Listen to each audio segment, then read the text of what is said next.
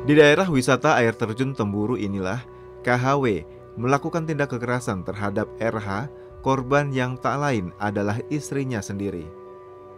Awalnya tersangka mengajak korban ke lokasi wisata air terjun Temburu.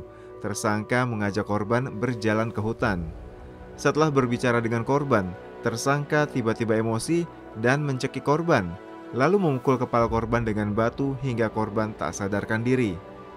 Tersangka lalu meninggalkan korban dengan membawa tas korban yang berisi ponsel, kartu BPJS, dan buku nikah. Setelah sadar, korban pun segera mencari bantuan. Kurang dari 1 kali 24 jam, tersangka berhasil diamankan. Berdasarkan hasil pemeriksaan, motif penganiayaan yang dilakukan tersangka terhadap korban karena sakit hati dan dendam. Tersangka menganggap korban tidak mau terbuka dalam urusan rumah tangga. Menurut tersangka, korban juga sering membuat tersangka malu di depan teman-temannya. Kronologi kejadian itu berdasarkan keterangan daripada korban Sadari RH ya. Pelaku datang ke rumah kos korban pada jam 4.30 pagi yang berada di Jalan Pemuda. Nah, kemudian mengajak korban untuk pergi jalan-jalan ke daerah wisata air terjun Temburun dan korban mengikutinya. Nah, sesampainya di wisata air terjun Temburun, pelaku memarkirkan sepeda motor miliknya dan kemudian mengajak korban ke sebuah hutan yang berada di kawasan Temburun air terjun tadi ya.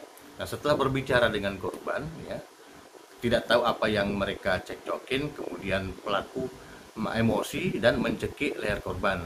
Nah, selanjutnya kemudian mengambil sebuah batu dan dipukul ke wajah dan kepala sehingga bercucuran darah.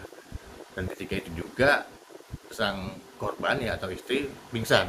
Nah, melihat korban itu pingsan, pelaku mengikat tangan dan kaki korban dengan menggunakan sebuah laba hitam yang diambil di dalam jok motornya, lalu menyeret korban ke sebuah jurang, ya di samping jurang yang tidak jauh dari sekitar hutan tersebut.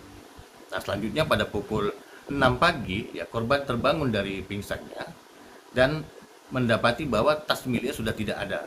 Nah, adapun yang hilang daripada isi tas tersebut antara lain handphone, kartu BPJS, dan buku nikah. Nah, selanjutnya korban berjalan menuju jalan raya untuk mencari bantuan pertolongan dari warga. Kemudian korban diamankan di salah satu rumah warga ya yang menolongnya di daerah Temburu itu tadi. Atas perbuatannya tersangka dijerat dengan pasal 44 ayat 1 Undang-Undang Nomor 23 Tahun 2004 tentang kekerasan dalam rumah tangga, Jo pasal 351 ayat 1, Jo pasal 365 ayat 1, Jo pasal 335 ayat 1 KUHP. Tim Humas Polres Kepulauan Anambas, Polda Kepulauan Riau melaporkan untuk Polri TV.